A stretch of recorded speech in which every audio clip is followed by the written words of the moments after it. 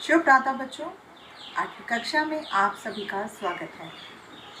मैं हूं आपकी संस्कृत की अध्यापिका ज्योतिका कपूर। चलिए आज का संस्कृत का कार्य प्रारंभ करते हैं। द्वितीय पाठः महाज्ञानी अष्टावक्र। आज बच्चों हम इसका अभ्यास कार्य करेंगे। आइए प्रश्न नंबर 1 पे प्रश्नानाम उत्तराणि लिखत। प्रश्नों के उत्तर लिखें।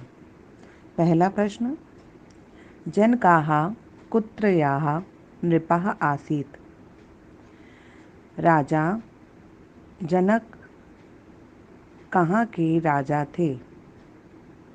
उत्तर है जनकाः मिथिलाया नृपः आसीत्। जनक मिथिला के राजा थे।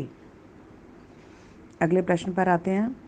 सः किम घोषितवान। उन्होंने क्या घोषणा करवाई? सः घोषणां कृतवान यत्। उन्होंने घोषणा करवाई कि यः कोऽपि माम् उपदिश्यति तस्य अहं सम्मानं करिष्यामि। जो कोई भी मुझे उपदेश देता है उसे मैं सम्मान करूँगा।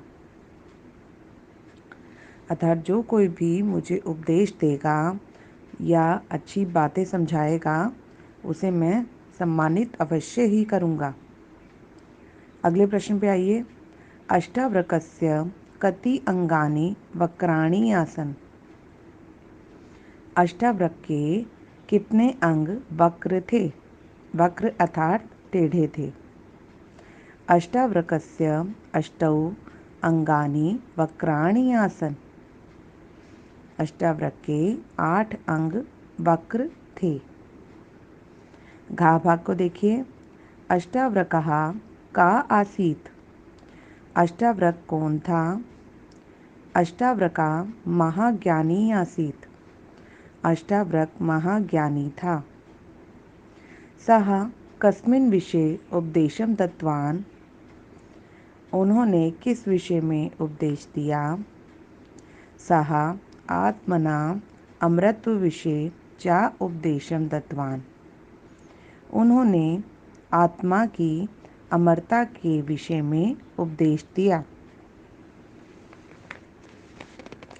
आइए प्रश्न नंबर 2 पर।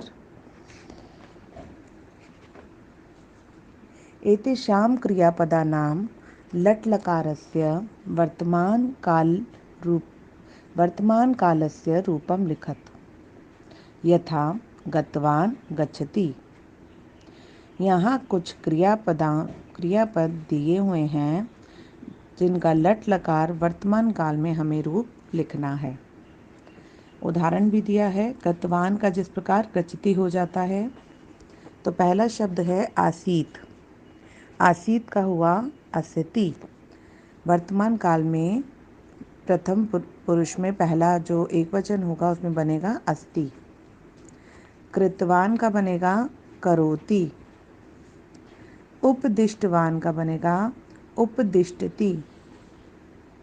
हसितवन्तः का होगा हसति। आगतवन्तः का बनेगा आगच्छति। उक्तवान का बनेगा उक्ति। इसके बाद करते हैं बच्चों प्रश्न नंबर 3, संधि विच्छेदम कुरुत। यहाँ पर हमने संधि का विच्छेद किया है। धन्य प्राप्त्यर्थम मपि। तो इसका क्या होगा? मपि शब्द जो है, अपि शब्द जो है वो सेपरेट करके हमें लिखना होगा, अलग करके लिखना होगा। क्या बना? धन प्राप्त्यर्थम जमा अपि। अगला शब्द देखिए, दंडनीयो अपि। तो यहाँ पर बनेगा दंडनीयो जमा अपि। भूषणम अस्ति, भूषणम जमा अस्ति। सदुपदेशः सत् जमा उपदेशः।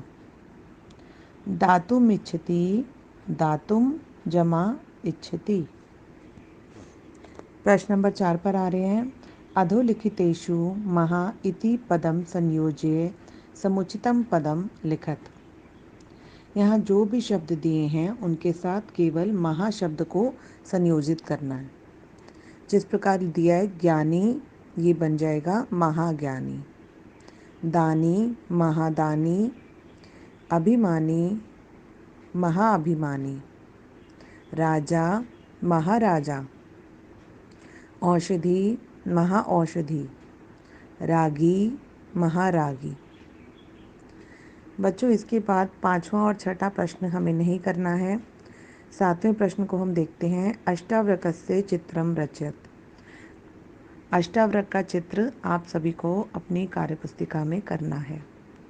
आपको प्रश्न नंबर 1, प्रश्न नंबर 7 और अगला प्रश्न जो हम करवा रहे हैं वाक्यानि रचत, ये 3 प्रश्न अपनी कार्यपुस्तिका में पूर्ण करने हैं।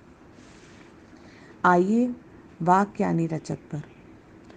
पहला भाग कोशम, खजाना। इसका अर्थ है खजाना। ईशा तु मम कोशम नास्ति। ये तो मेरा खजाना नहीं है।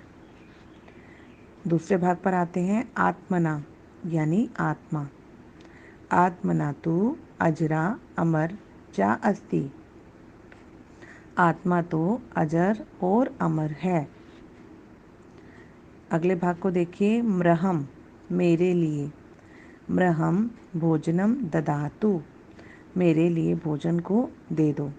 बच्चों, मृहम शब्द में चतुर्थी भक्ति लगी है, ठीक है, जो कि संप्रदान के लिए होती है और अस्मत् शब्द के रूप ये चले हैं बेटा।